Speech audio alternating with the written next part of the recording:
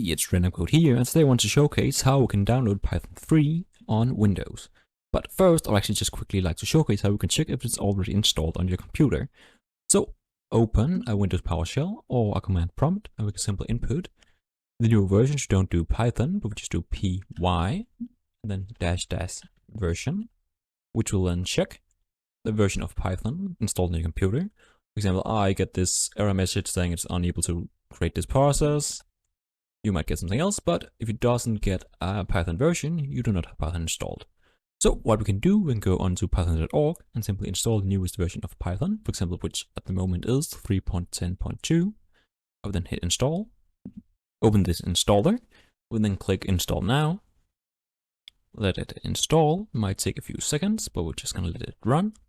And when it's done installing, we're gonna get this setup was successful message.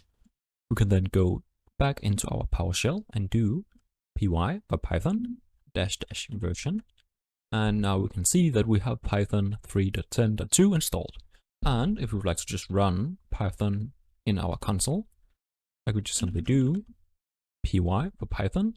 And I'm now inside this Python environment, and I can actually do Python. So for example, I could just do simple calculations like 2.2 is 4, a equals 2, get the value of a, it's 2, could do print 2 plus a, which is also going to be 4, and so on. And if we want to get out of this Python environment, we need to call the method exit, like that. So that's the quick demonstration of how we can download Python and make sure it actually works. So if you enjoyed this quick demonstration, please leave a like and subscribe, and I wish you all a wonderful day.